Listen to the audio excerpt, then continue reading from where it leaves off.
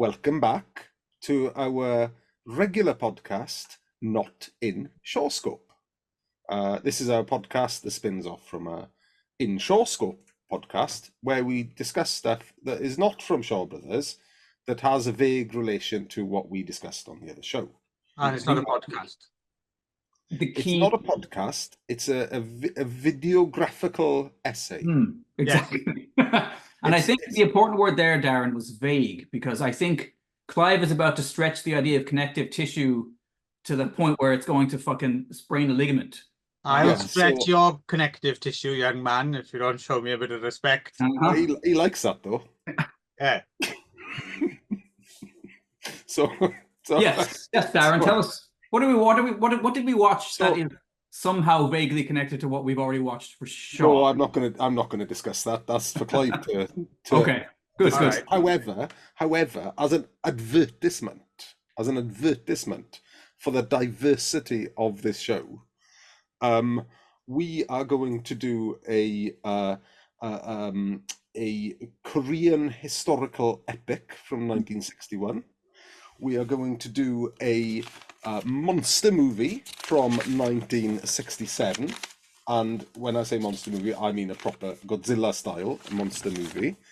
We are going to do a whimsical, depressing art house piece from 1969.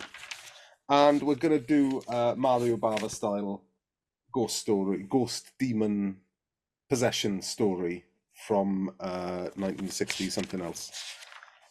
1969.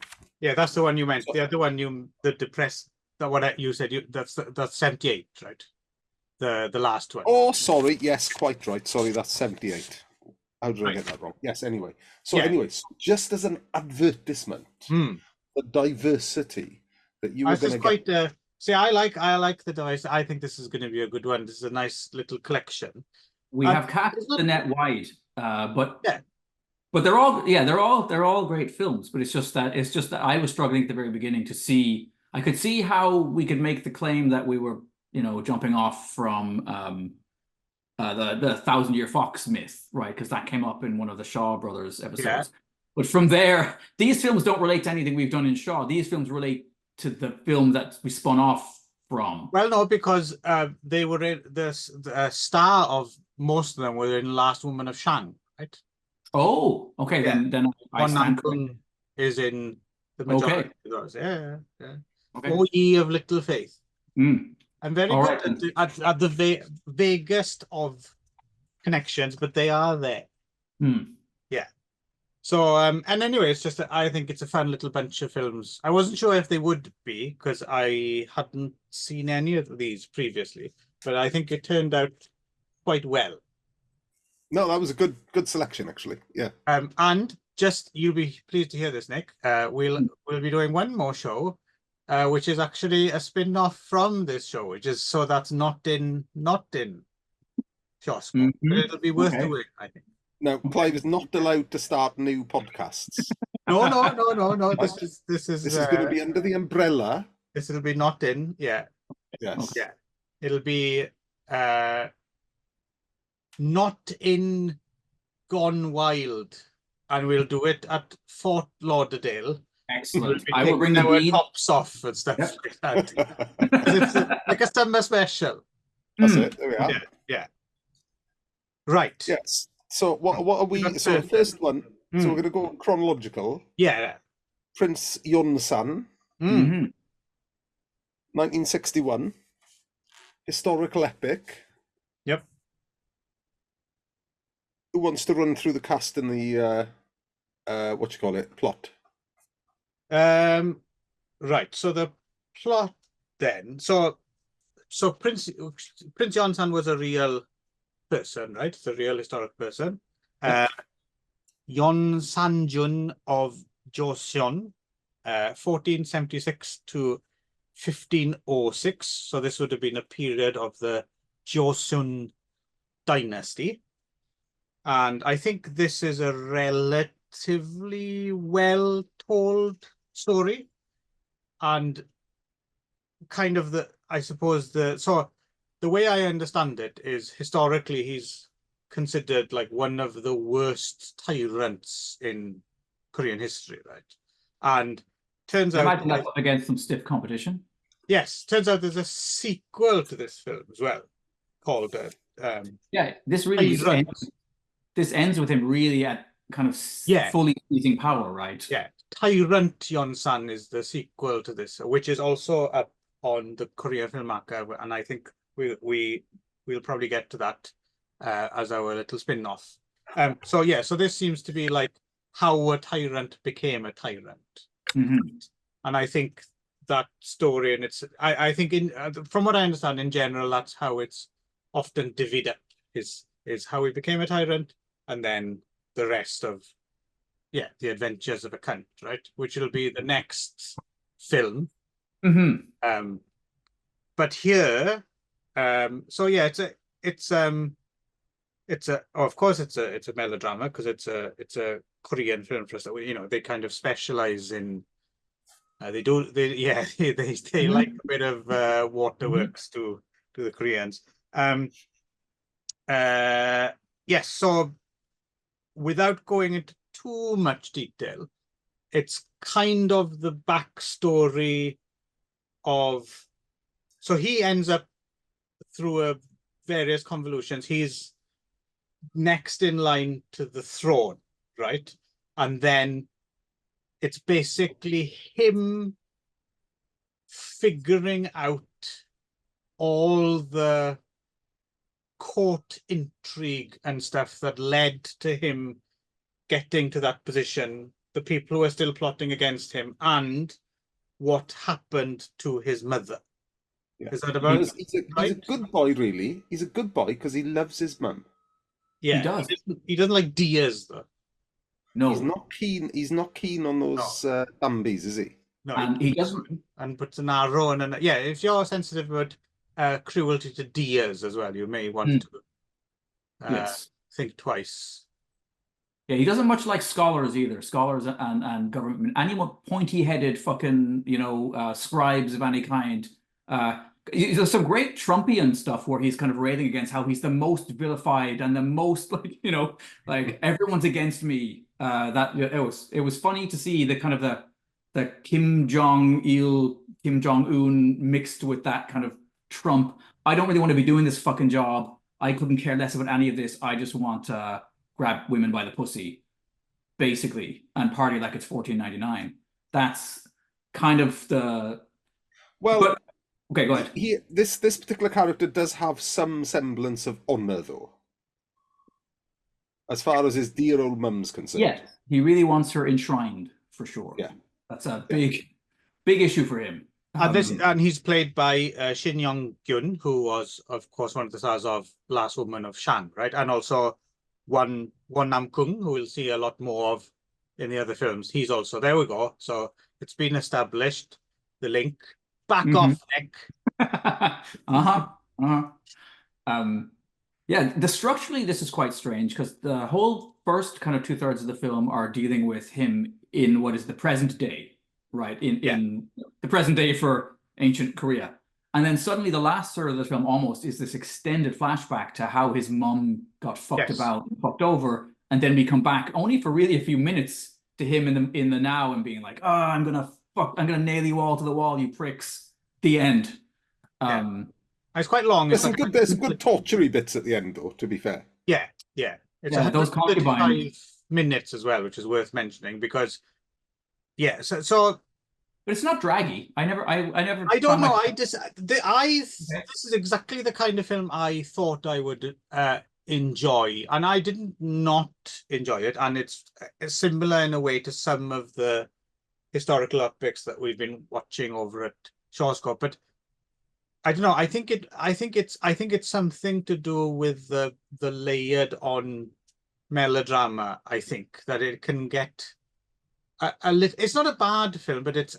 I don't know, it didn't grab me in the way that some of the other historical epics we've been watching for Shaws. I think that might have something to do with just this sheer amount of kind of melodrama. I didn't watch it in one sitting, I'm realizing too. That may make a difference. I watched it an hour in one sitting and an hour in another sitting. I watched it. I watched it in one go, and I'm kind of with Clive on this one actually. I think I would put it on a par with anything Shaw Brothers was, or anything we've been discussing recently on in ShawScope in terms of production values, script, etc.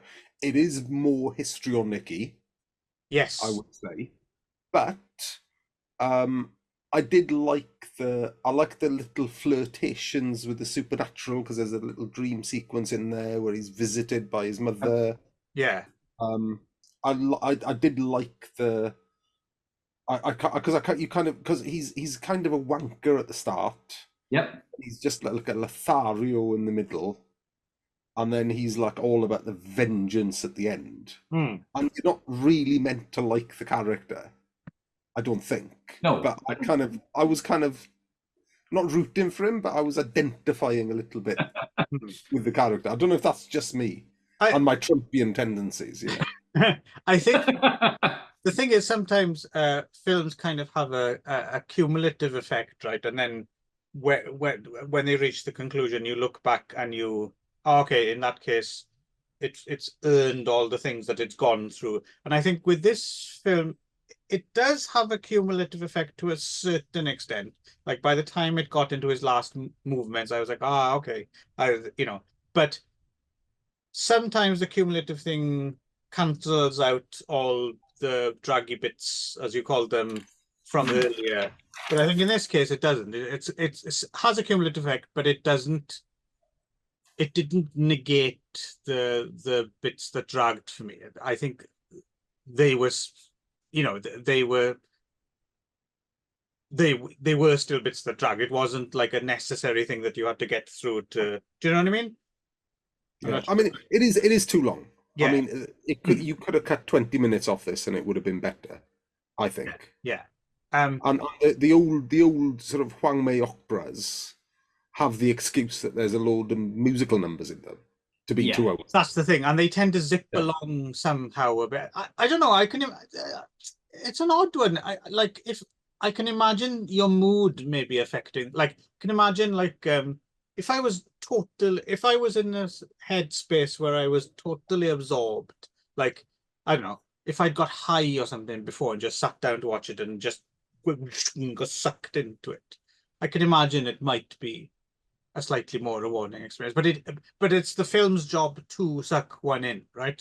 And you could argue, and this one did it. We should mention as well that it is directed and produced by Shin Sang-ok, the kind of pioneering Korean film. And I think we're not going to mention the story of him being abducted by Kim Jong-il to make Pulgasari and stuff. And the reason being because there's at least a couple of books and a very good documentary, The Lovers and the Despot, about that. But also, it seems as if people always bring that story up when they talk about Shin Sang-ok. And I think it does a bit of a disservice, because it's almost like, well, if that hadn't have happened to him, we wouldn't be talking about it. But even apart from that fascinating, don't get me wrong, chapter in his life, he was, a very important and very prolific a director who kind of almost single-handedly kind of put together the Korean film industry. So I don't think we need to retell that story. No, and we should view the films in isolation as well. The film, we should just talk about the film as a film. Yes, and his filmography is as important as it is in overall. It is quite up and down. And I don't think this is one of his best films, but later on we will be getting to one of his better films, I think. So what I was going to suggest for our off Broadway, some special Celts Gone Wild and Fort Lauderdale. Radio 1 Roadshow. Yes, we could take a look at Tyrant YEONSAN, seeing as it's for free on the Korean Film Archive with subtitles, and it completes the story. But also in recent years, there's been a couple of quite successful Korean films about Prince YEONSAN, but very specific stories, like set in his court, and they both sound quite interesting. There's one called The King and the Clown, and there's one called The Treacherous. So I reckon if you fancy it, we could make another little diversion and maybe have a Prince YEONSAN triple for our next show, and then we go back to Shaw. I'll do that. Yeah. Yep. Yeah. All right, good. Excellent. There are 4 other characters in this that I quite like, that I think are worth bringing up. Part of this, you know, there's a tale of 2 grannies in this story, right? Because we've got the actual official, like the king's mum, who is his grandmother, right? And she's a bitch. Like, she's a stone-faced, horrible woman, right? So, which is maybe where some of the sympathy for him kind of generates from, just how mean that granny is. And then there's the other granny, the one who's been brought down in the world and is kind of living on the streets, and she comes back into his life near the end. And you know, I mean, obviously she has her own political machinations, and she wants her. She's a real histrionic generator, just all by herself. Oh, yes. But every scene she's in, She's like a perpetual histrionics machine, isn't she? Yes. Which is amazing. They've been trying to invent one of them for years, but it's working for the whole time. Yeah, she can power the world with her histrionics. Yeah. And then there's 2 other characters I quite like. Whoever the little creepy, possibly hunchbacked, like eunuch, kind of like Greamer Wormtongue guy who follows him around and like does a lot of this stuff. Yeah, I was calling him a hunchback. Maybe they call him a hunchback in the script. I think they might, because he seems like. And then he's kind of awesome. He does a lot of like, after people have told the king, no, you can't do that, he'll be like, you can do whatever you fucking want. You're the king. And the king's, yeah, thanks for reminding me. And then there's the squinty fortune teller guy who plays both sides, right? I quite liked him as well with his he throws everybody under the bus. I think that we do see him right at the end, though, right? He's one of the people that we get into the montage of tortures. He appears momentarily. Yeah. But one thing I don't know, it's historically based, so you can only take so much license, but there was a part of me that wanted the Queen Mum to be that little bit more evil, and the various attendants and scholars to be a little bit more conniving. They're kind of, you know, they're kind of 75% evil, 75% conniving, and I would have preferred it ramped up a little bit to match all the tears and all the wailing. Right. But I suppose that's Korean cinema, isn't it? It's melodrama without being exaggerated, I suppose. So before we get kicked off here in this section, I think me and Darren have more or less stated our overall. But Nick, I'm not quite. I can't quite read if you were aligned with us and you thought it was too long but pretty good, or did you like it more than us? Yeah, no, I think so. I think I might have liked it a tad, a smidge more than you. A tad, that's a new word you've just yes. But I think, but not a whole bunch. I can't see myself running back to watch it again like next week. No, but give it 2 weeks. It passed the time well enough, and yeah, I would agree with what you guys said. So we've eaten our healthy greens of the historical epic. We've been good boys.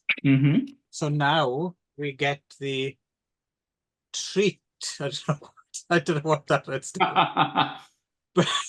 But we have the creamy treat. Look, I'm trying to get my mime career off the ground. All right, okay. This is the only exposure I have. I see. Yeah. Yeah. You talk an awful lot for a mime. I think I might be spot where you're going wrong. Well, everyone's got to start somewhere, Clay.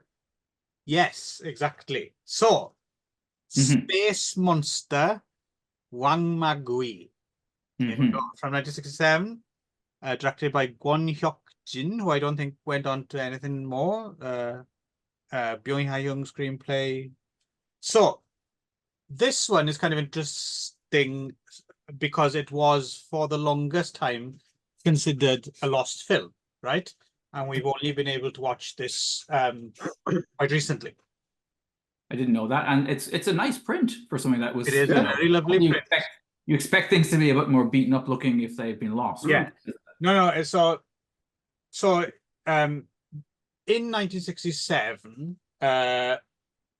Korea made a much more high-profile monster movie called YEONSAN, which you may have seen. Yep. Which, of course, was later remade in the late 90s as Reptilian or whatever the fuck that thing was called, which was really quite terrible and awful. And there's a fascinating YouTube documentary you can go and see about the making of that film, because Reptilicus, is that it? not Reptilicus, no, Reptilian or something. Yeah. I also know there's YEONSAN 2000 or something, and it was shot and reshot. But there's a fascinating documentary about it on YouTube, because the guy who directed it, which I think, if I remember correctly, was a comedian or something, and they tried to make it for an international audience, so they had lots of like Americans and stuff in it, and they talk about the making of the film, and they were used to making, you know, films back in the States and stuff. And if memory, I think this is that film, and I'm right, is they were saying like his way of shooting was, you know, normally you start with a script, you shoot in the script, then you have a storyboard, right? And then you capture things this way, and then you capture things that way, and you do it all in one go, so you can edit it together, right? But apparently what he would do was he would literally shoot setups in the same order as they were in the script. So they'd be doing like a scene with two people talking, and they'd shoot the one person saying their line to the other person, cut, the entire crew would move around to the other angle, and do the next line like that. Boom, boom, boom. And they did the whole film like that in order, which just sounds completely insane. Wait, so hang on. So then if they had to cut away from that scene of those people talking to a scene that takes place in another scene entirely, they would then go set that up, shoot that, and come back to the first location and continue to film. Apparently something along those lines, yeah. But certainly within scenes they would do it like that, which is madness. So yeah, so of course no one can give any sort of decent performance in that way, right? But it's just interesting it's much more interesting than the actual film. Anyway, let's put it that way. But anyway, so there was a YEONSAN in 1967, which is kind of interest, and it was their attempt at cracking the Godzilla market, right? And then apparently the makers of Space Monster WANGMAGWI knew that this film was coming out, and they were saying, all right, let's jump on the coattails and get our own much cheaper and black. YEONSAN is in color, this is in black and white. Let's get this out there. And since that original release, yeah, it was missing until at least the 2000s, I think. And I think the Korean Film Archive had a print which they would show like once in a blue moon, but you'd have to go to Korea to see it, and I don't think it played much. But now there's a disc, there's a Blu-ray, and it's subtitled and everything, and we can see that we were missing out all these years on one of the strangest kaiju movies, I suppose. I mean, yeah, this is quite a discovery for me, I have to say. Yeah, I had a lot of fun with this. And yeah, again, we've got one Nam-gun-kun in it as well, right? So don't worry, Nick. Calm down. Yeah, because I know you don't like these things not to line up. Nope. So the plot is quite simple. Some aliens in their spaceship. And in welding suits, basically. Yeah, big helmets and antennae. They're very kind of quite cute, 50s style kind of alien. Yeah, I mean, they've got no business being 50s aliens in 1967. No. Because they weren't trying to make it retro, were they? No. So yeah, so they decide that they have a monster on board their spaceship. Regular size guy. Yeah, it's regular size monster. He's just a bit furry, isn't he? He's a bit furry. Yeah. And so they decide to send him down to Earth, and it's got something to do with the atmospheric pressure difference, that he'll turn into giant size, and then he'll eat everyone. And I think that's kind of the... Yeah, I think they want to soften up the front lines by dropping this little... That's the end of the mission, really. They just seem to want to feed their monster, right? Yeah, for a long time, I couldn't quite work out if they just wanted to give him food. or if they wanted to conquer the planet. And then you eventually work out, yes, they are actually conquering the planet by sending the little man who becomes a big man, turn into a monster, to eat people, so there's no people left, so they can conquer the planet.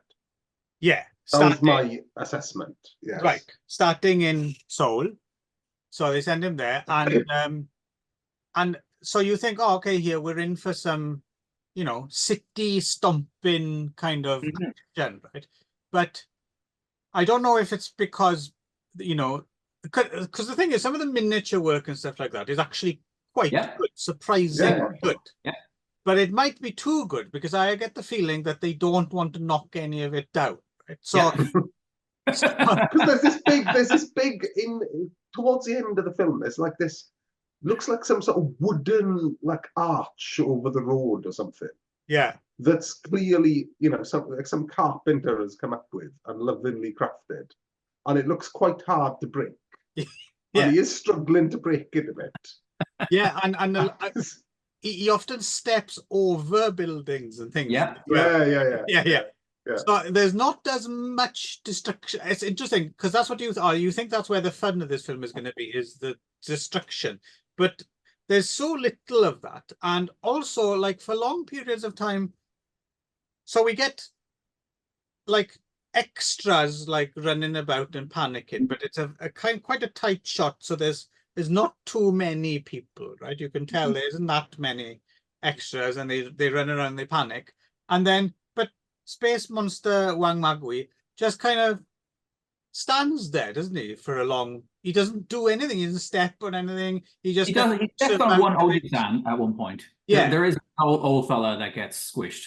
But he's not as destructive as I think the aliens were hoping he might be. That's why they get fired at the end. The aliens do. They are told this is not working out. He doesn't eat anyone. So no. And also, so there's a woman who wants to get. I think this might be Han Aung-jin. She wants to. She's supposed to get married. I love her priorities, that she spends most of the film in tears, not over the fact that this kind of shitty rubbery monster is carefully stepping down things, but it's all about the fact that like all the hairdressers have fled. Fuck. She's like Bridezilla. This is Bridezilla. Yeah. Who the fuck is gonna do my fucking hair? Yeah. Right? Because I don't give a shit about no monster. I'm getting fucking married. She did remind me a little bit of like those horrible teens you get on the, you know, those reality shows like My Sweet 16 or whatever. Those spoiled fuckers. She reminded me, like, it doesn't seem to have occurred to her that No, and there's bigger problems in the world. Yeah, and also she's Fay Ray. Yes. That's the thing. Does like her boobs, that's for sure. At one point, he's quite distracted by her tits. Yeah. And her boyfriend is the heroic jet fighter pilot guy, so you see lots of stock footage that doesn't match of jet fighters flying. Again, the monster stands there for a long, and he just flies about. Like he doesn't. They don't fire missiles at him or anything. Because he's got his wife in his hand. Yes, that's true. Oh, I see. Yes. Well, it doesn't stop. Anyway, at the end, he does kind of. He and they, you know, they can obviously see the kid hanging off its nostril hairs. Yeah, so there we go. Yeah, so this is this is what I love about this film is it seems to be a series of extended set pieces that there's no rush, considering that this monster is destroying the city. There's no sense of like, come on, there's no pace, and it's just there's this street urchin character with a knife. He's fantastic. He decides that he's going to have at this fucking monster with a steak knife that he's stolen from. Yeah, but he's always like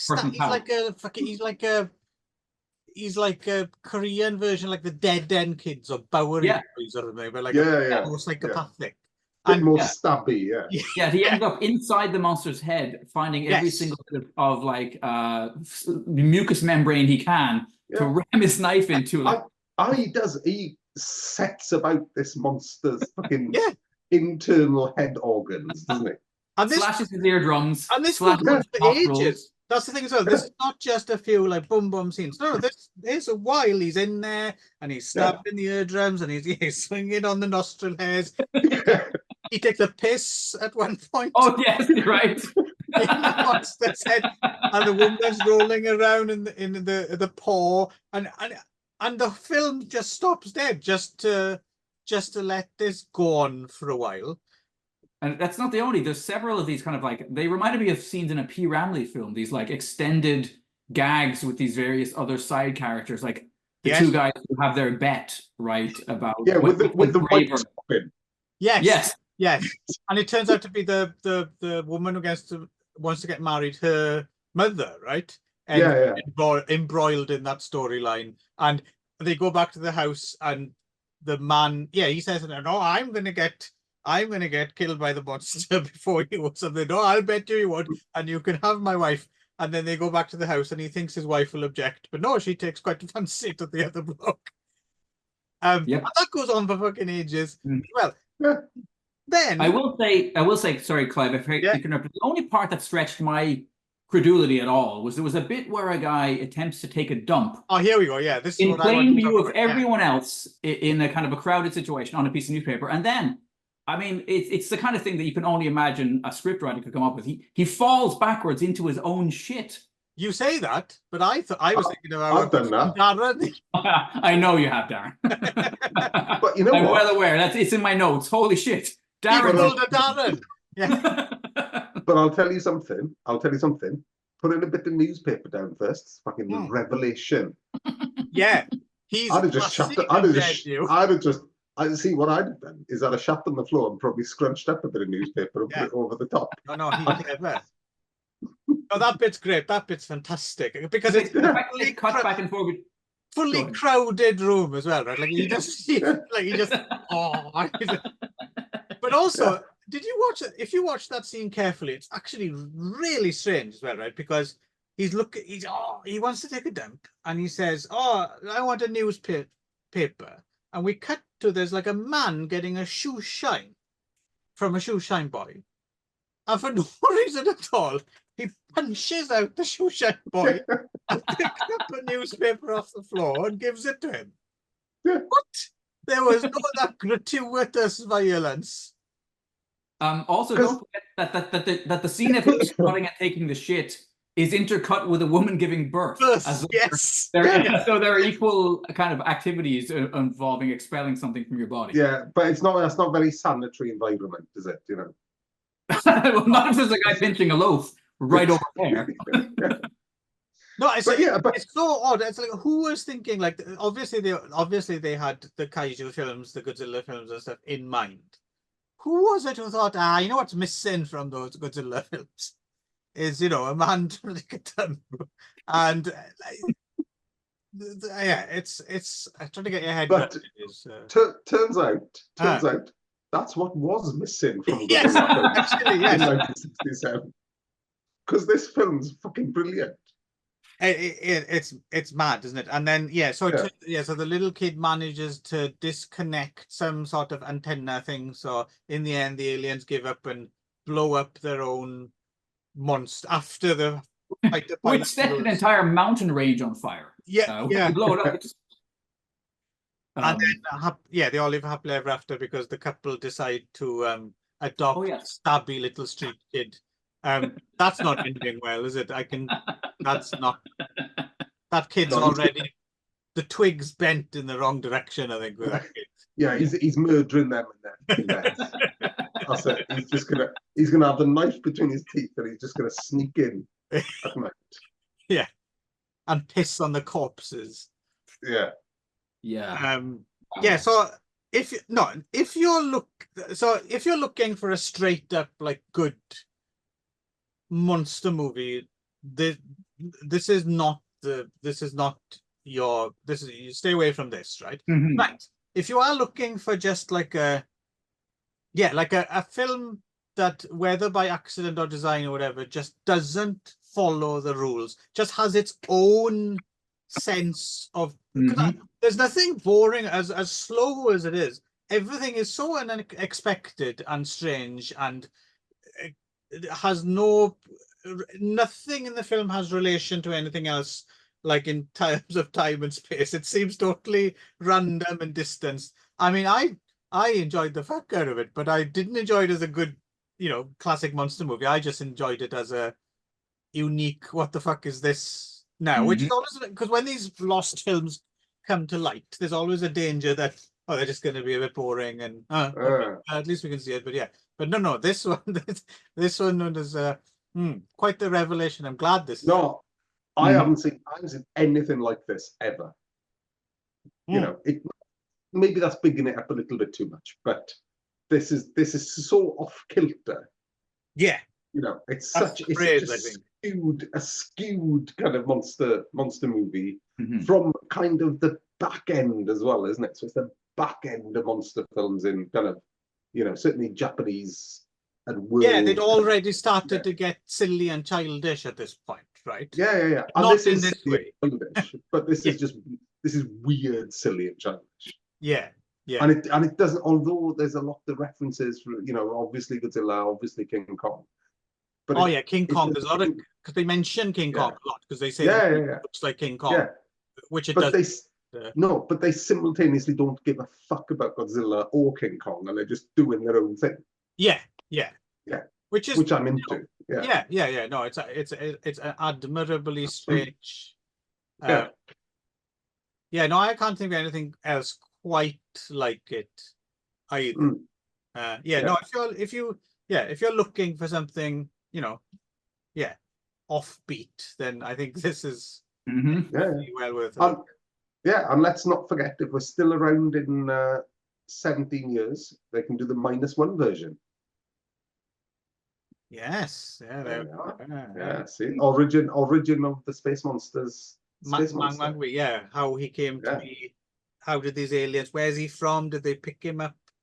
Is it like what is it? Like one of those Don Dola films? Not Alien Factor or something, isn't it? Like it's like a space menagerie or a space zoo. Oh yeah. And it crashes and one of them escapes. So are they taking it back to a space zoo or?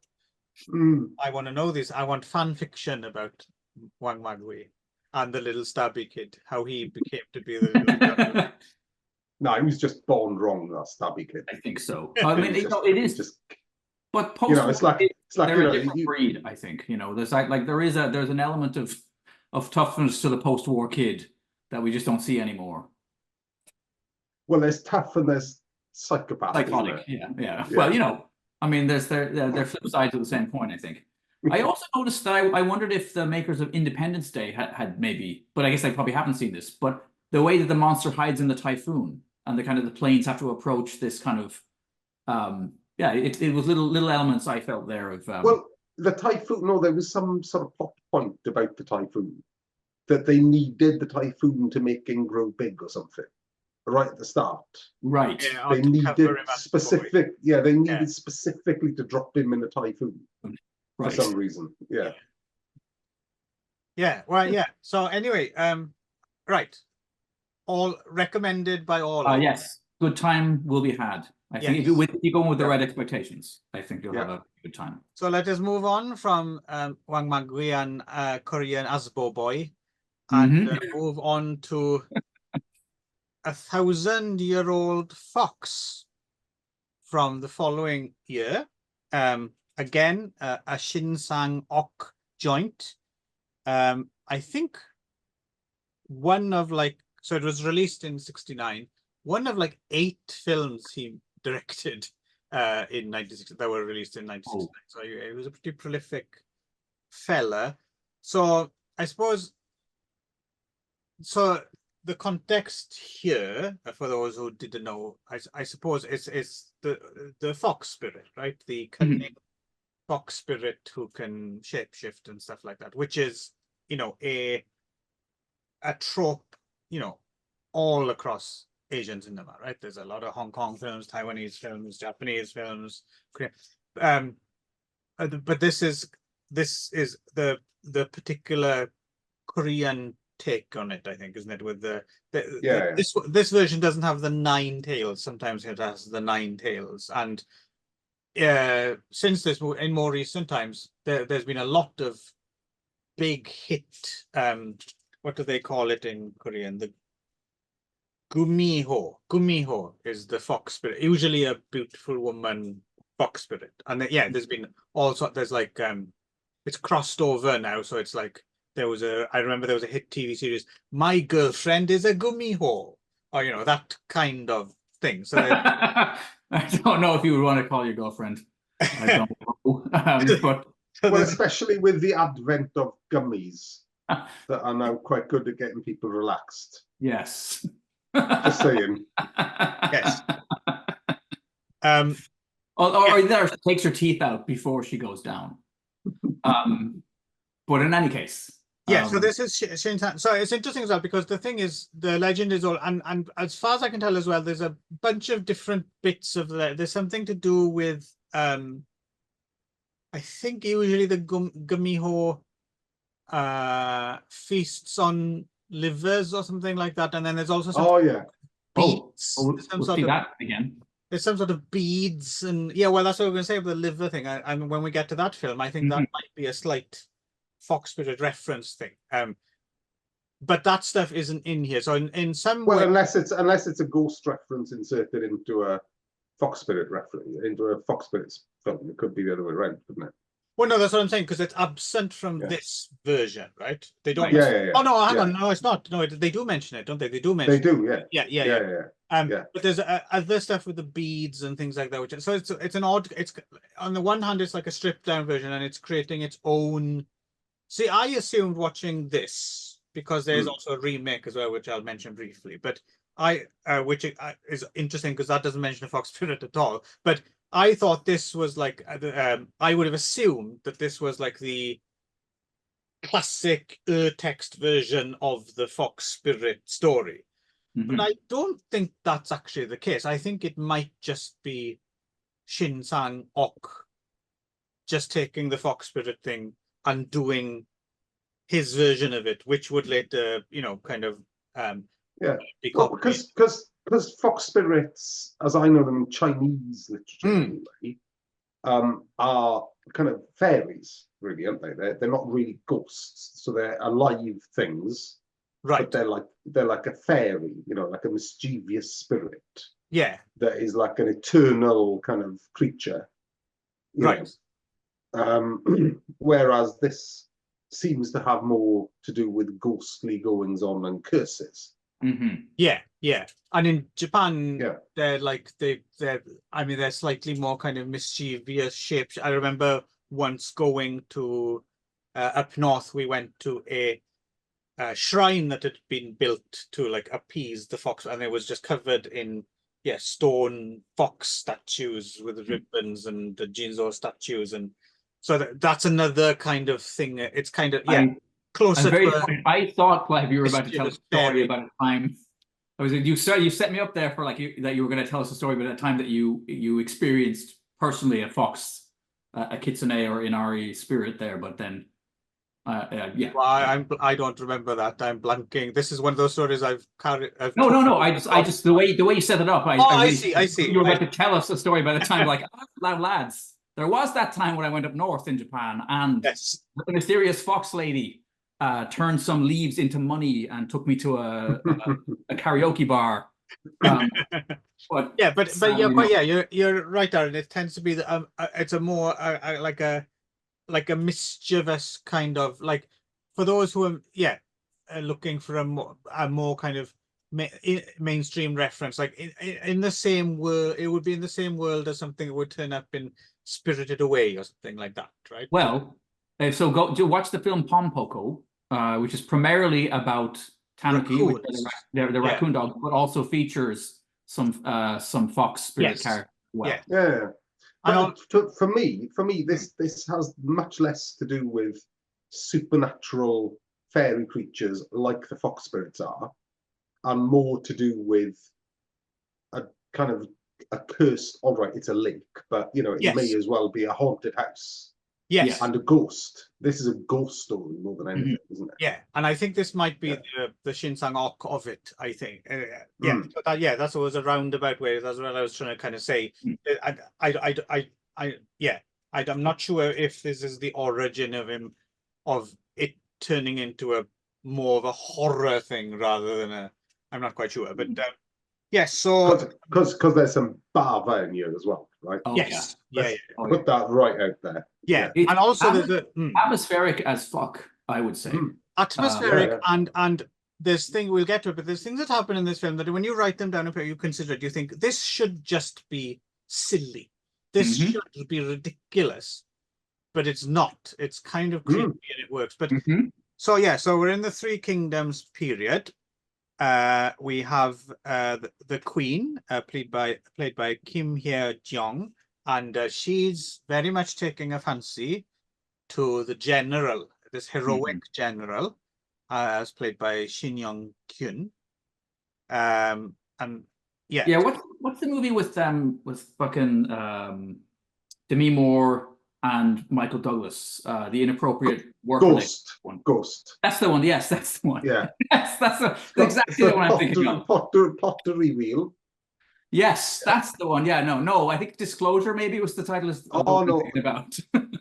Roadhouse. Oh, okay. All right. That's now you've gone well. What you did there, Darren, you swapped out Michael Douglas for Patrick Swayze. Yes, and you went full going with that. Swayze. You got Patrick Swayze on the brain. You have. And it was your birthday recently, so I know you watched Dirty Dancing over and over and over again. Yeah, I did. Yeah. Actually, I did at work. Sorry, just a quick aside. At work, I got in a little bit of trouble recently. I had a misunderstanding with a lady that I tangentially work with. She works in an adjacent office to me. And for some reason, I was halfway down the stairs as she was leaving, and we were both leaving. And she said, "Oh, Darren, if I fall, can you catch me?" And I says, "Yeah, I can do that just like Patrick Swayze can." And then I held out my hands like that. But what I meant to convey was that I would hold her up like Patrick Swayze in Dirty Dancing, you know. But what she thought I meant was I'd grab her tits. Yes. And that was a genuinely awkward moment that happened to me recently. Carry on. Interesting. Did anyone lodge? Was this referred to human resources or? No. Fortunately, I am quite adept at getting myself out of the messes that I get myself in. Yes, because there have been so many. Yeah, Darren admitted from this. This is the 5th time he's pulled that same gag. But this time I didn't touch the girl. Well, you learned from the previous. Yeah. So anyway, there's this queen and there's a general, but the queen's pretty horny for this general. It has to be said. Creepy, actually. Yes. Yeah. But he is loyal to his wife, as played by Kim Ji-soo. Is that Kim Ji-soo or Kim Ji-gu? My S's and G's often look. Kim Ji-soo now would I put there down. Let's put Soo for now then. Yeah. And she's quite cute, actually. Yeah. So the queen is very, very annoyed by this. So she gets her soldiers to. So in this period of upheaval, there seems to be like lands which have been cleared of what they call the savages, right? And that's I suppose it's the equivalent of Beyond the Pale in Belfast or whatever back in the day. So he gets her banished to the Beyond the Pale area where the savages are with her child. But it makes sense. Savage is an Irish last name, so it could well be Beyond the Pale. Yeah. So, and she is immediately set upon by bandits who, basically check her baby on the floor and kick it around. It's Jesus, surprisingly grim. Yeah. She kind of runs off and to avoid being raped, I suppose. Ends up jumping into a lake, and there's something in the lake. Something in the lake, which I suppose is the fox spirit. We're not really told why it's there. Later on, we get a little bit of a backstory about this, which we'll get to. But she's in the lake. she clearly should have drowned, but somehow the general, Shin Yong-kun, her man, finds out about this and manages to retrieve her body from the lake. She should be dead, but she's not. He's relieved of it, but there's obviously something not right, and that is the fact that she's been possessed by the fox spirit. And then we get a backstory thing about how it's a restless spirit that was fed it was about to be given its 1,000th virgin girl's liver, I think, right? But it didn't. So it's a restless spirit, and then of course it's got inside this woman, and then uses her to get revenge, which involves, and this is the bit that sounds silly, but it isn't. It involves jumping off, off screen, obviously, but obviously a trampoline has been involved, because this woman jumps, or her stunt double jumps in the air and spins around a lot, and kind of arbitrarily as well, really, because she just needs to go from there to there. There's a lot of jumping around, spinning around in the air with electronic. Yeah, but that's good shit, though. That's good shit, because that's kind of it gives you a little bit of a wuxia vibe as well. It does, kind of but it's quite overdone, and it's not used sparingly, and that's what I'm saying. It should destroy the film, because it should be just silly, but it's not. I'm not quite sure why it's not, but it's not. No, yeah, agreed. Maybe it's married to that kind of Ringu kind of aesthetic of the white, flowing robes and the kind of crazy black hair, and yeah, somehow the juxtaposition works. Yeah, so yeah, like you were saying, Nick, and you were saying as well, Darren, the Bava thing. So yeah, that very simple makeup combined with it's the lighting, isn't it? That's particularly Bava-like. That's Bava. It's because all greens and reds and simple but effective. There's another thing actually which I thought was interesting. There's like a scene early on after she's been transformed, which is like a bit of a giveaway that something's not right, and they use like a bit of reversed fill, right, to make it look like she can snatch things from across the room and stuff like that. And it's interesting because it's so obviously just a reverse the film effect. There's but it still works. Like you don't mind that it's but it's kind of a transparent. And this is the other thing, just talking about, well, 3 of the films anyway, is these films are made a lot later than you expect these sorts of films to be made, right? So, you've got the Space Monster in 1967, that looks like it was made in 1959. This looks like it should have been made in the early 60s or the late 50s. Right. Because it's a bit Bava, right? Yeah.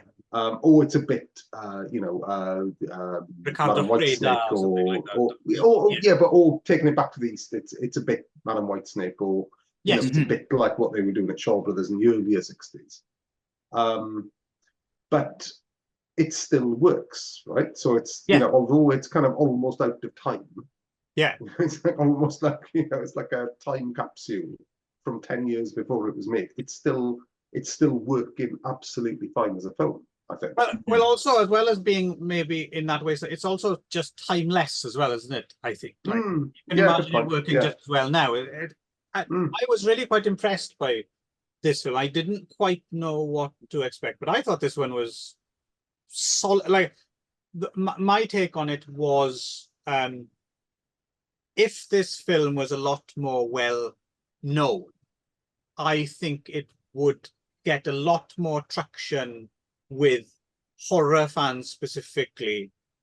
Like this would be considered not necessarily one of the classics or something like that, but it would be considered of the 60s. This is one of the films you should get round to seeing because it's really, really good.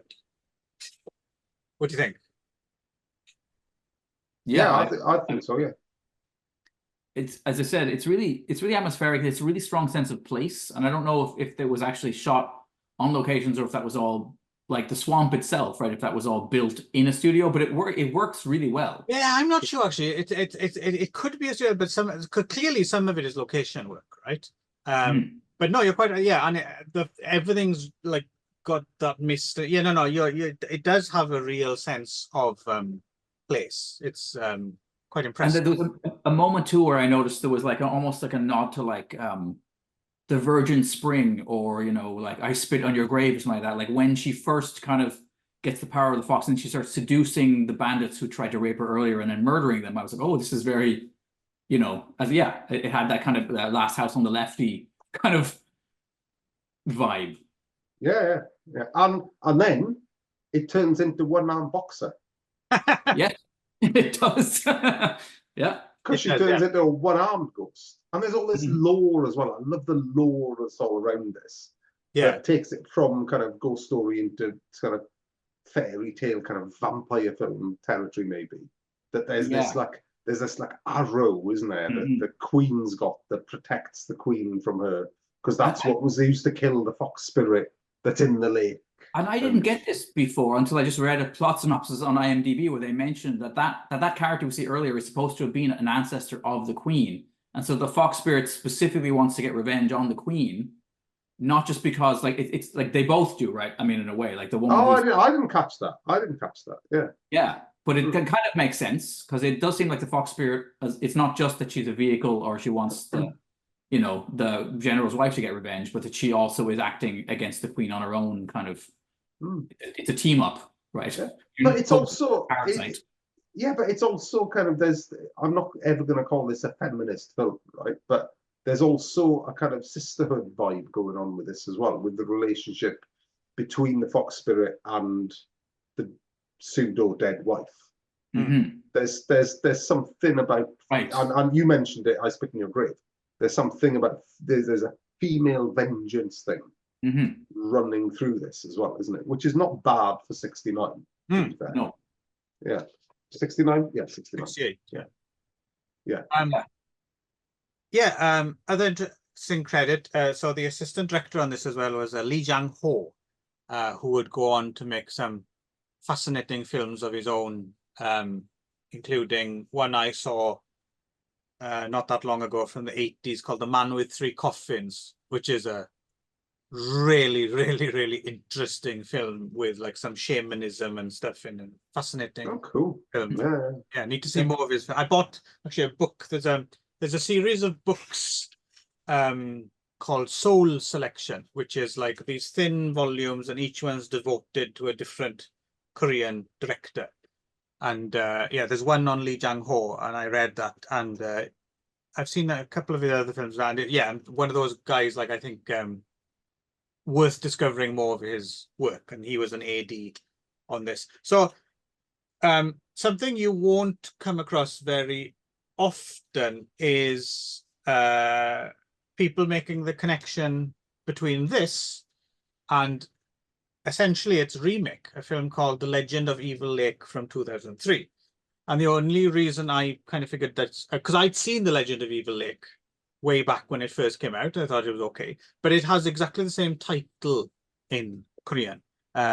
Cheonyeon-ho is what 1,000-year-old fox, and that's what Legend of Evil Lake is called. So you didn't have a chance to see this, did you, lads? No. So I went and I rewatched Legend of Evil Lake, directed by Lee Kwang-hun. This is from 2003, and it's interesting because it definitely is a remake.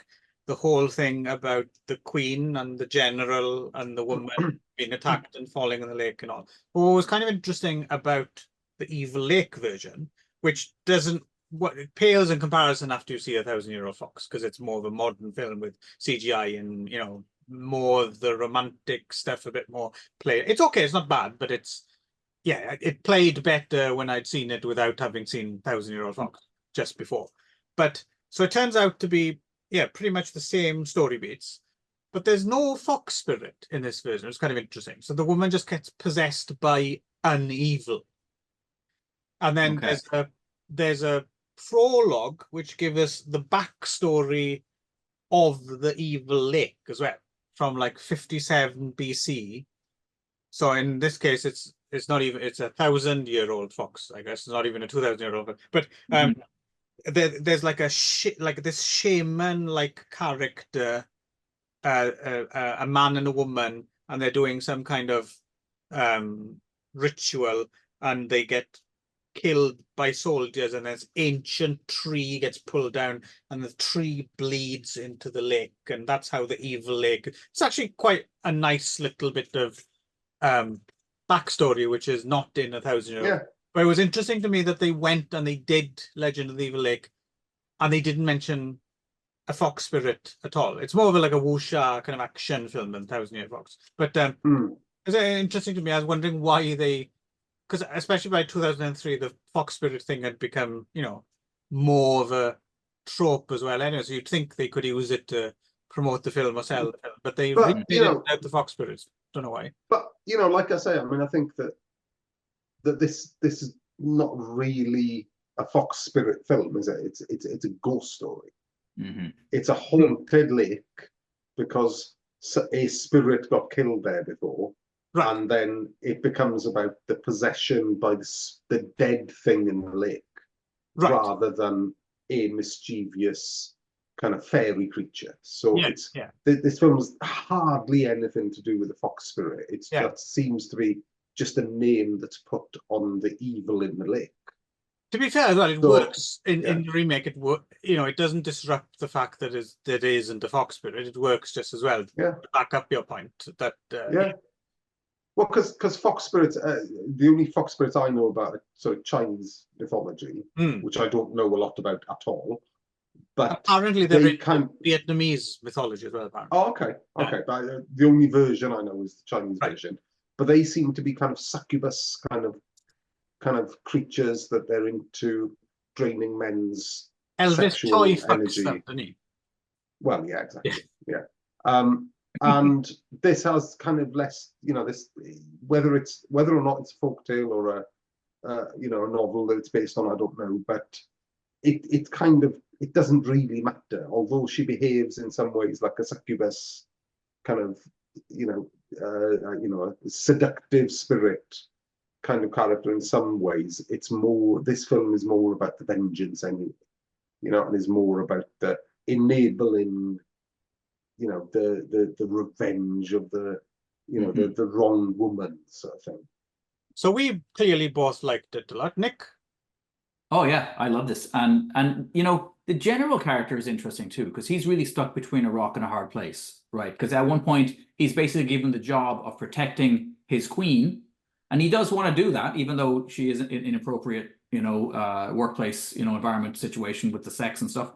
But then, the person who's there's that scene. Sorry to interrupt. There's that scene, isn't there, where the queen and the general, they're going down some stairs together, and the general says, "Oh, you'll catch me if you fall, won't you, queen?" And he puts his hands up like that.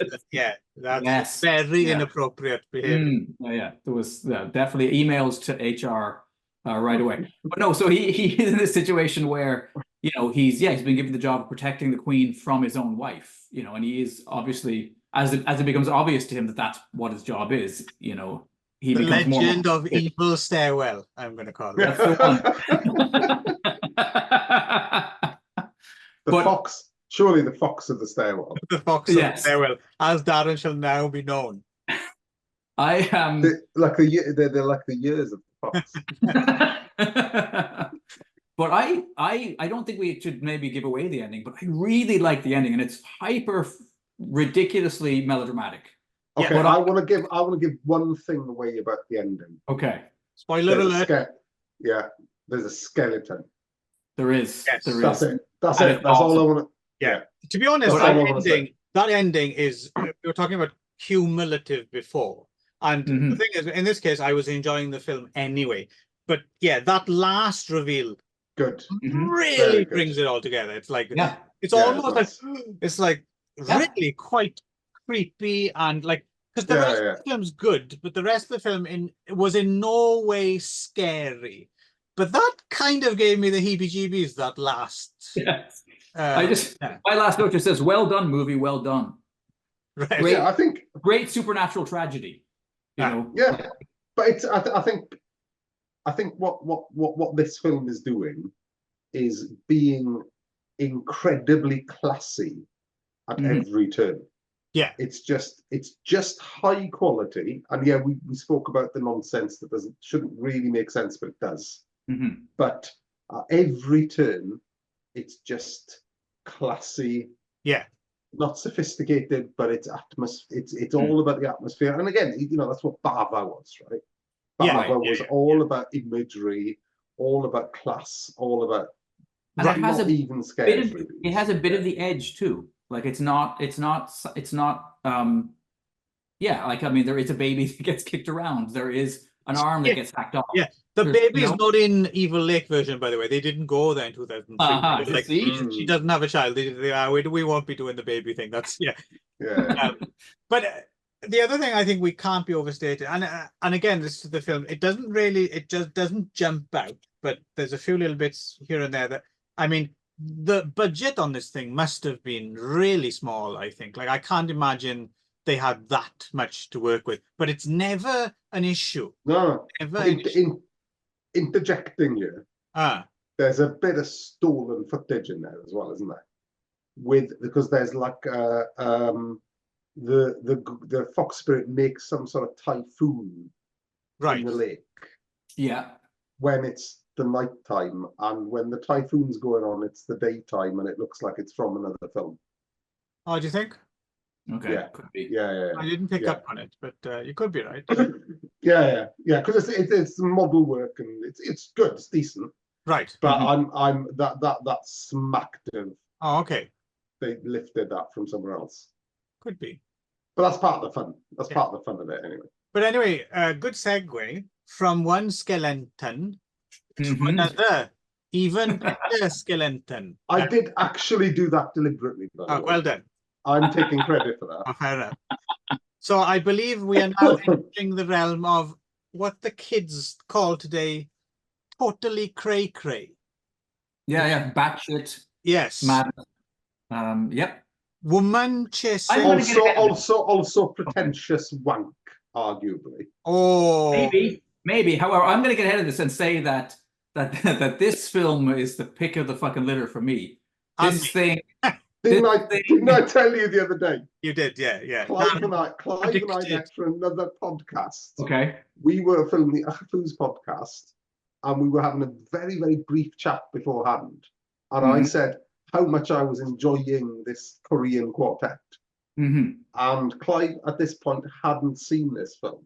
Okay. And I said, I reckon Nick's going to cream his pants on this one. Yep. Yeah. You were very, yeah. You hit the nail on the head. And I'm not saying I didn't.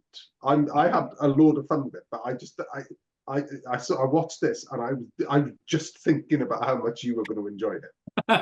Yeah, no, I can see myself coming back to this on a yearly basis. No. Oh yeah, I'd be happy to watch this again because there's a lot in here. So so this is a Mondo Macabro release as well. So always nice to with the commentary track as well on the disc by our friends over at What's Korean Cinema, Kenneth Brawson of Podcast of Fire and Paul Quinn, which is you can listen to that as well if you want a bit more context. So this is from 1978, and this is by Kim Ki-young, who's a fascinating director, most famous nowadays still, I guess, for making The Housemaid in 1960, which is The Housemaid is a great film as well, and a very kind of surreal, strange film. Although, relatively, it plays somewhat more like a regular film when compared with this one. And as a film, he remade himself twice, and he made a whole bunch of other films as well, which I think Nick and myself might get round to doing on our other show, because So written by Lee Mun-ung, who, interestingly, Darren, you'll get a kick out of this. One of his other credits, Lee Mun-ung, was, it seems, he wrote, or at least he wrote for the Korean version of Eun Si-yeon's Ring of Death. Oh, really? Yeah, which is over at the didn't catch that. Yeah, I didn't even have it as a Korean film. It's over at the Korean Movie Database if you want to look it up as Jungri's School of Yong Kyung Ma. It's got a totally different title over there. Okay. But I don't know if that's it's a genuine, because I'd have to go back and watch it, or if it's one of those ones like Ninja and the Dragon's Den where they Well, created like Ring of Death is worth watching twice. So yeah, Ring of Death. I've always just like saying. it's Yeah, Cliff Lock, right? Cliff Lock. Yeah. Yeah.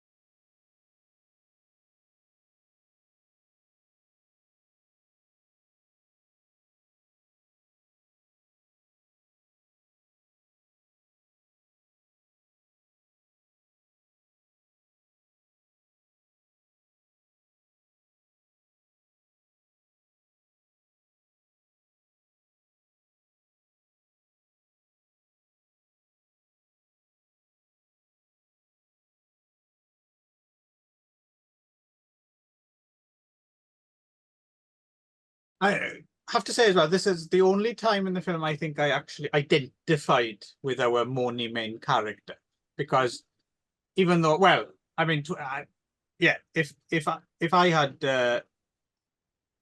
Lee Hwa-see all to myself, I'd probably concentrate on her rather than buy a cake machine. But when it turns up and he sets it up and he's like he's like really enjoying himself, and I thought, yep, I think that would be me pretty much. And it's also me while watching it. I'm laughing along with him. So it was nice just to have one moment of connect with this Moni twat, right? Right. So even so that movie actually starts then. That's what's amazing. Everything we've seen so far has all been preamble, and then the movie actually starts. And it has to start even though it's not bad or anything. I would say it's almost as if the preamble is actually the best stuff. The actual the melodrama main story is the draggiest bit of it, isn't it? Right. Okay. There is one thing. There's one thing that I would highlight that people should watch out for during the melodrama part, and that is the fucking ridiculous amount of butter he puts on his bread and butter. Yes. Yes. So, I saw that and I was like, dude, like, what are you doing? Like, no, you know, I'm you know, I like a bit of bread and butter, right? And I like butter, right? And this very evening, right, I had a Welsh cake, right? And we don't need to go into the mores of Welsh cakes, right? If you need to know what a Welsh cake is, look it up. Yeah. But it's always served with butter, never with sugar, by the way. No, you have to butter a Welsh cake, right? And the way I eat my Welsh cake is slathered in butter. Yeah, but that's, I mean, that's too, no. And it's a turning point, because the thing is, everyone, when we get to this, in this household he ends up, everyone's mean to him, right? And you don't quite understand why. But then when you see his eating habits, you're like, yeah, I get it. Especially because the housekeeper character as well, she has a line of dialogue that she only does great food, she says. but he's also a wanker to her, because he's like basically, "Oi, bitch, make me some dinner." Isn't he? Right. He's kind of, you know. Yeah. So anyway, so what happens now that the film starts properly? He gets a job for we said Won Nam-kung, big star, of course. He's the one from Last Woman of Shang, big star of all these films we've been talking about. So he gets a job working for him, and he's got this theory about the Mongolian diaspora and proving it by getting skulls from around the world, and someone's mailing him anonymous skulls as well, right? So, and he lives with his so if you thought the main character was a Moni fucking twat, let us introduce the histrionics. Yes, here the are professor's daughter, Kim Ja-ok. Fucking hell. The handful she is. Like, you can imagine, because it turns out she was quite good friends with the psycho bitch from the beginning of the film who attempts to murder people who wander by to involve them in her. So you can imagine them hanging out, the intensity. I think she drove her to suicide, I reckon, by being friends. Okay. Let's be careful of misogyny here. Fair enough. Yeah. But let's also highlight how much of a fucking horrible character that is. Yeah, no, it's got nothing to do with her being a woman. We're not being misogynist. No, she's fucking horrible. Yes. And she's got cancer, and she's still fucking horrible. Oh yeah, it makes her less sympathetic somehow. Yeah. Because she's suicidal all the time, except for when it's real, and then suddenly she gets very upset about the fact that she's going to die, despite the fact that she's been anyway. But anyway, he ends up, and it's, I suppose, it intimated that they're supposed to be in some kind of relationship. But I mean, there's a scene where the professor says to him, he says something, you could become my son-in-law. And I'm thinking, I mean, he literally has a pipe when he's saying that. I'm thinking, he doesn't want that. Who would want that? That's not in any way attractive at all. It's just, anyway. So he's stuck in this miserablest house with the Mongolian skulls and trying to prove some kind of weird theory. And then every now and again, we have these kind of cuts to, I'm assuming it's the person sending him the skulls. There's some kind of crazy masked dude running around cemeteries, pulling out recently buried bodies and cutting the heads off. And I don't think do we ever actually find out who that is? Yeah. Well, because there's basically a serial killer on the loose as well, isn't there? Is there? Yes. Someone's cutting the heads off people and mailing them to the dad. Yeah, but he's using them, though, isn't he? He's not like discarding them or.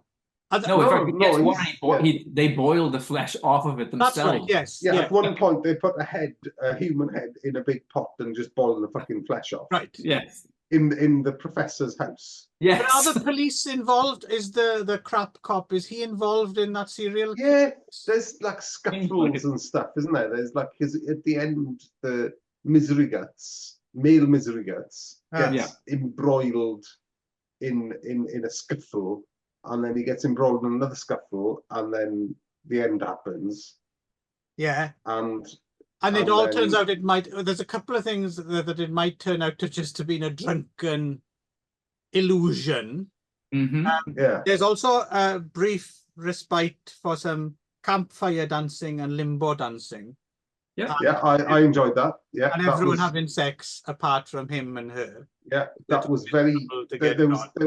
There was very realistic tent behaviour in that. I found. Yeah, that's what camping's actually like. You don't have sex, but you're in a fucking tent. And then there's a whole section with her suddenly finding out she has cancer and going through chemotherapy and stuff. And then there's a scene where his friend sells him out, I guess, and then him and his friend are both stabbed to death in a basement and have their heads removed. But that might be a dream. And the detective is so impressed by the fact that this guy keeps drinking himself into a state of having some. For some reason, he loves this guy. He's like, I really admire. And then it comes round to the triumph of the will. Like, you young man, you're amazing. You just live. You just keep living. And what the fuck are you talking about, mad crap detective guy? Even though I actually quite like you a lot for some strange reason. This film's bananas, isn't it? It is. One of my favorite parts is when she first realizes she's dying. She then goes back to him and decides that now she'd like to do a suicide pact with him, the same as her buddy, who and so she goes, we could die together. And then he says, let me think about this. I do want to die, but I'd like to be in control of where and when. Right. Yeah, I want to commit suicide, but I don't think I want to do it with you. No. And then so he. Can you imagine her sour fucking moany face is the last thing you see as you shuffle off his mortal coil? So I think we've summarized the film, right? We've tried our best. As difficult as it is. We should also mention there's a fight scene between there's also a fight scene between a decapitated head and a guy with a knife, where the decapitated head takes the knife away from the guy. Yes, and he stabs it. Yeah, the head won't die. Right? That's why the cop admires him. But if it's a dream, then it's and as well, we forgot the giant butterfly that turns up at the end and comically kind of flies about on some wires. So there we go. We've tried our very best to explain what happens. And we're not making any of this. See, I know sometimes we do little segues and people might be a little bit confused. Does that happen in the film, or are they just fucking about with a gag or something? Darren's earlier references to Patrick Swayze films. But in this case, I think we've stayed on point all the way through. This all happens within 117 minutes. Yeah. Which is a little but it's a bit long. They could have cut a little bit of the weepy in the middle. Yeah, but it's just such a unique experience that I almost. Oh, it is. Yeah, it's. But the other thing I think is that these films can't be made these days. This film could only ever exist in the 1970s. Yeah. This is one of the most 1970s films you could ever watch. Yes. It's like, it reminds me, I don't know why, it reminds me a bit of, well, I'll tell you what, right? So if you were in the 1990s, right, and they were releasing this on an art house-ish label, this would be on Redemption. No, it wouldn't be on Tartan. It'd be on Redemption. Maybe if they did Asian films, yeah. Yeah, it'd be on Redemption next to Valerie and a Week of Wonders and The Vampire. And it would be in that kind of, you know, oh, I'm a bit dark, but also art house video label. But yeah, it's kind of, it's like, it falls into this kind of, it's like a little bit of, there's a bit of Jean Rollin about it, there's a little bit of Jess Franco in there, there's a little bit of kind of belladonna of sadness in there. It's that whole kind of 70s milieu of being a bit maudlin and a little bit weird and a little bit kind of lethargically paced, even though a shitload happens. It's that kind of, it's that kind of mix that can only ever happen in the 1970s. And I love the 70s. To nod back towards Japan as well, because I mean, this is an Asian film. I think Teruo Ishii and, as I mentioned before, Abe Kobo, and there's that kind of stuff in the mix as well, I think. Yeah. There's I'm sure there's so much in because that's the thing that's interesting about it. There's so much in there that the one risk of that, in a way, is when you put in too many ingredients, something just comes out like a tasteless kind of gumbo. It's like when you clean your paintbrushes too many times in the same water, right? It just turns into just this murk, right? Rather than, but this doesn't happen with this. It's because everything is. Yeah, I was really trying hard to think of I can't think of anything like you'd pair this with, like, as a thematic, like, funnily enough, don't even want to do a double bill, really. You just want this on its own because there's so much to digest. Yeah, right? I agree. Although I did notice on, like, I think it was on, maybe on IMDb, it was the, you know, if you enjoyed this, I think they were recommending Horrors of a Malformed Man. Yeah, not quite. But I agree, but it's not quite. Yeah, no, but it's. I mean, it's a. I'm so pleased that this is out there now on Blu-ray. Mondo Macabro put it out, like we said. I mean, and it's a very nice addition to their. I mean, there's a lot of great labels out there, like Severin and people like that as well. But something about Mondo Macabro, and by and large, do a really good job of cherry picking particularly unusual film. Yeah. Right? Yeah.